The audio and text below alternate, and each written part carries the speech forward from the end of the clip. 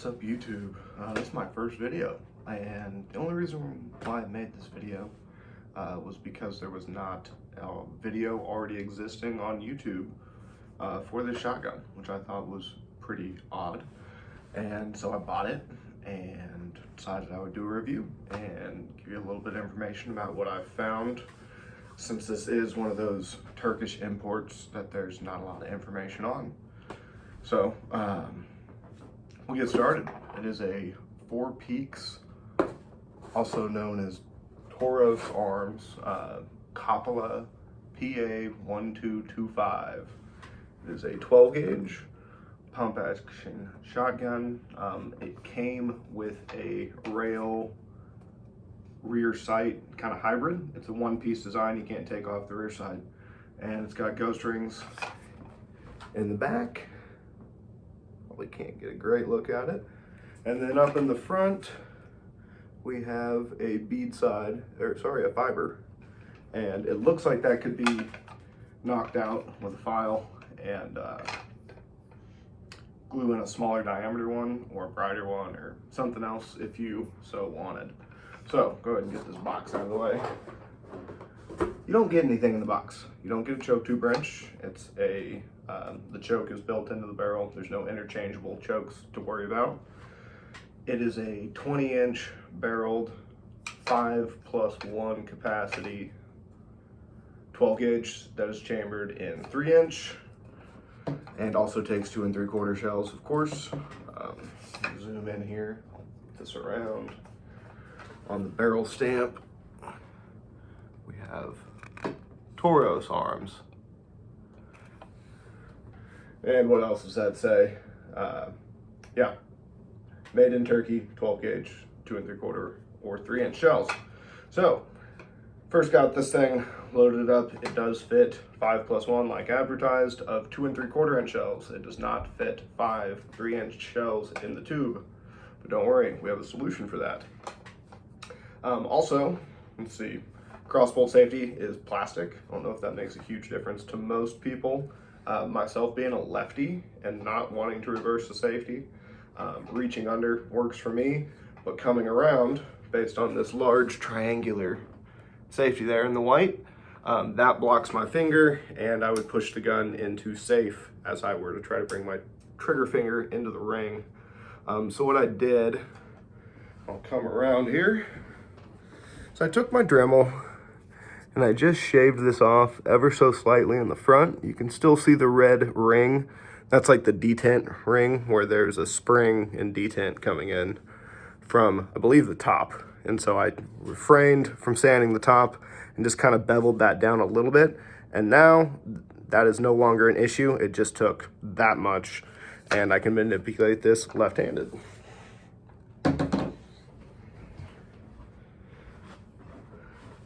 So, what are the uses for this? It could be a decent slug gun. We're going to find out. This is a 2-part series. The second video is going to be range time, and plan on doing some work at the rifle range shooting slugs. Got about 200 of them on order. So we'll do some durability testing as far as how well it can handle, 100 rounds of slugs and buck. At least we might do more. The TF, the firearm blog, TFB, has been doing those cheap shotgun tortures where he tries to run 500 rounds to them. And that's a pretty good standard. I can't afford 500 rounds, but we'll see how many I can put through here. And it'll be an ongoing thing. If I don't get enough rounds to it, I won't shoot the second video until I've, put 300-400 rounds to it. So, without further more, things that we're gonna do for this gun, kind of similar to the TFB shotgun build. I've got a 2+ magazine extension tube here. If you look online, there's no information for what type of magazine tube fits this. I have BENELLI shotguns at home, so I pulled off the mag tube cap, and sure enough, it fit my BENELLI Nova. So that gave me the bright idea of a 2-inch extension for a Nova will probably fit this. And I went ahead and ordered for you an adaptive tactical +2 It claims it would be the 7-shot version, so 7 total, 6 plus 1, but that is for the standard Nova, which only holds, I believe, 4 in the magazine tube, where this held 5 to begin with. So this spring that comes with it was not going to work. I went ahead and ordered in a Nordic Components extended mag tube spring. I think it was over 18 inches longer than it needed to be. I trimmed it up to 6 inches longer than the end of the magazine tube with the +2 screwed on. That was a guess. I looked online and it seemed like +4 inches was a standard used by the British, just a quick online forum talking about shotgun tubes, and 2 inches seemed to be too short. So I ended up, go off the base of the barrel here, ended up about this long past the end of the barrel and past the end of the magazine extension tube. My guess is that's 6 to 7 inches, maybe. And when I put this in, because I've already done the work of getting this prepped for the magazine extension tube, I was able to fit a total of 7 in the magazine tube and had no issues. I actually could fit 7 3-inch shells or 7 2 3/4 inch. So not only did you get +2 on your capacity, but you got the ability to run a full magazine tube of 3-inch and not be running reduced shell count if you were shooting larger length shotgun shells. Typically don't, unless I'm duck hunting. I do have some duck hunting loads that will run through this just for fun. But, so here's my tube that I've already cut to length. And when you take your magazine cap off, there is a plastic follower, and the magazine tube itself has been crimped down, so you cannot remove that follower like you would on like an 870 or your typical pump gun. You can push down, kind of twist, and the whole tube comes out. That didn't happen. So I had to drill it out, and then I got my Dremel in there and just kind of cut down, broke the old cap out because I will not need that for the extension, and then got in there with a Dremel and worked that crimp that they had put into the end of the threads. Probably took me 30 minutes between that Dremel, sandpaper disc attachment, and a like set of diamond files. I used the one that's kind of a semicircle on the bottom and flat on top, and I just used that round part. Slowly worked through until the follower, that would be down here, can fit easily through there, no friction. The first time I did it, there was a little bit of friction, put the gun together, and the follower would get stuck right here because your 7th shell sits inside of the extension, and then the spring is compressed all the way behind that. So after the first shell, the second one did not want to feed in, took it apart, opened this up a little bit more. Now we're running very smoothly. So without further ado, I'm gonna slap that together. Oh wait, go over a few more accessories that we have. So we have the magazine extension tube. I had to get a different spring for it in order for it to be long enough to hold a total of 7 in the magazine tube. And got one of these cheap Amazon, hold it up here to the white background. It's essentially like a quad rail, but it's only on 3 sides. The top side is 2 little set screws. You tighten in to pinch it around your magazine tube.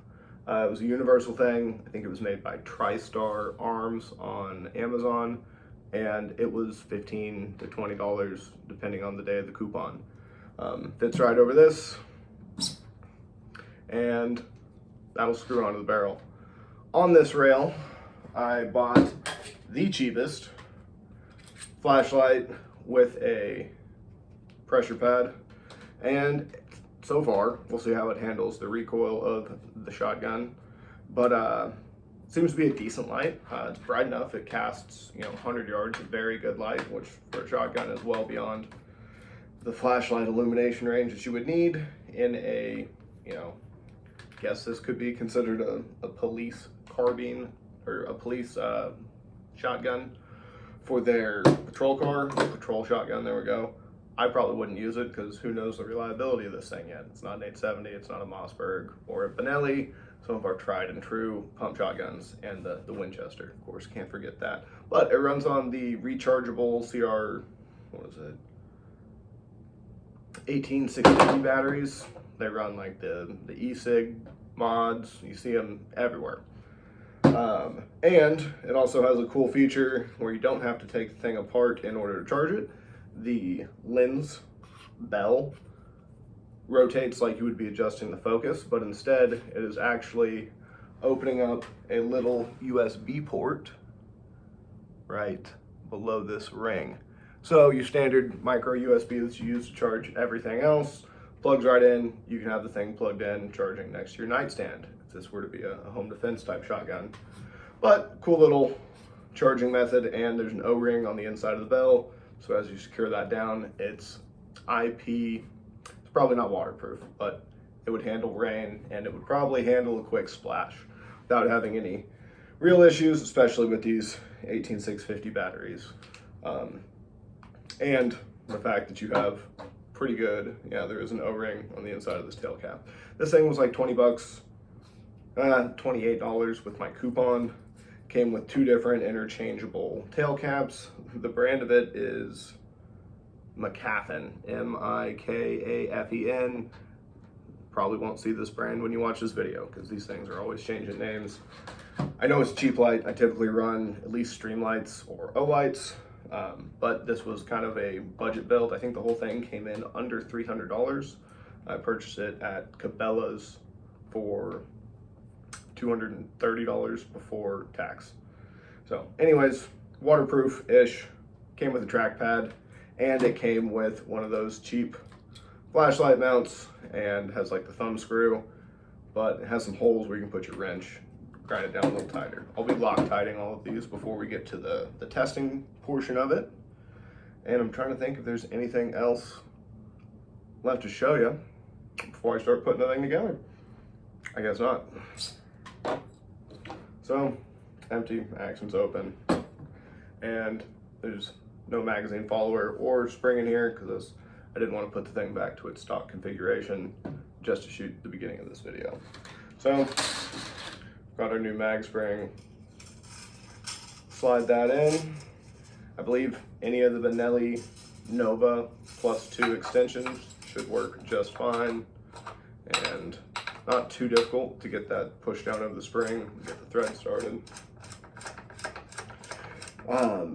This barrel does have one of those detents that sticks up and kind of provides tension into the underside of your magazine cap or extension, and this extension did have little knurled edges on the bottom of it, so it does catch that detent and seems to hold it pretty snug. So we'll get this on there, grab my wrench, we'll just get this finger tight for the sake of it all. But I'll go into a little bit about what drew my attention to this shotgun instead of maybe like a Mossberg Maverick 88, which I think is really cool. I looked, it was going to be pretty difficult to try to put ghost ring sights on it, and since I have a handful of traditional hunting shotguns with a rib or just a smooth barrel and the bead, I thought it'd kind of be cool to have something with ghost sights. This, I guess, if it passes my durability test, could become the bedside gun or the closet gun, whatever you want to call it. I'm single, I live by myself, so no real worries about other people running into this if I keep it by my bedside. But look at that, already with the magazine tube, this thing's looking a little bit cooler. I like the ghost sights. I do some deer hunting, and I kind of get tired of hunting with a high power, so this with a slug would kind of make an interesting hunting combination if I can get this thing accurate enough and trust the sights out to 80 yards, probably tops. But it does have a rail, so I could put a little red dot on there or a low magnification prism sight of some sort, and maybe get 100-yard type accuracy out of this, but we'll find out. So we've got this on, it's finger tight enough. Go ahead and put my rail mount on.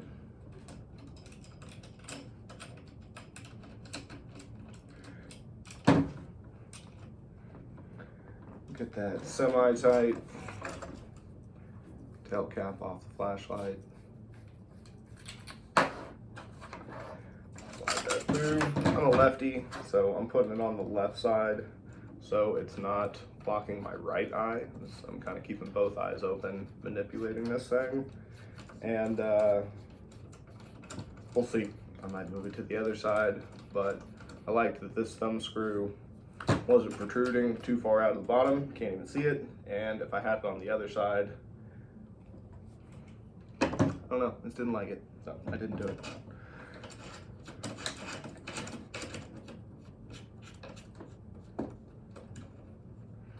All right, got that nice and tight. Same Allen wrench, tighten up the clamps.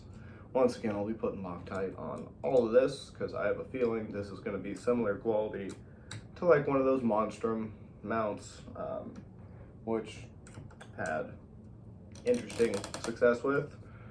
Never dropped a light, but in the TFB shotgun video, I think it was the Black Aces tactical shotgun that he did, his light mount fell off. So I assume that will happen during the testing of this. And we've got a little trackpad. So pretty neat. Swing it around. Definitely has a cooler look than it did before. And flashlight down there, right at the end of the barrel. So I don't know, drop a comment below to the guys who run shotgun lights, because this is kind of my first dive into this. Is there any strategy to having the light protruding past the barrel or slightly behind it? It claims this flashlight has like a little glass breaking bevel on it, so maybe there'd be some benefit to running it out there, but then you'd be trusting the clamp to just slide back if you had to try to break through some glass with this. But let's be reasonable. That's not anything this shotgun is probably ever going to do. So I think that wraps it up, guys. Second part of the video, I'll try to get as much of it on film. Plan on trying to take some buddies out. We'll go shoot 300 rounds of trap through this real quick. Everybody using the same gun. That'll just kind of get a quick round count on it of birdshot. And then, as I said, I've got a couple hundred rounds of buckshot and a couple hundred rounds of slugs in the mail. So once the weather brightens up, it's early January here. Once we get some better weather, I'll head out to a buddy's house who lets me do some shooting in their field. And I'll run the other 100, 200 rounds through it, and we'll see if we can't get 500 rounds through this thing without cleaning. It's Turkish made shotgun, so we'll find out. But it's the cheapest pump action home defense shotgun at Cabelas right now. So I assume people are looking on YouTube trying to find out some more information on it. And I was shocked not to see a video. I've never made a gun review video. So here is the quick tabletop review, and we'll get another video out going into some shooting of it. See you later, YouTube.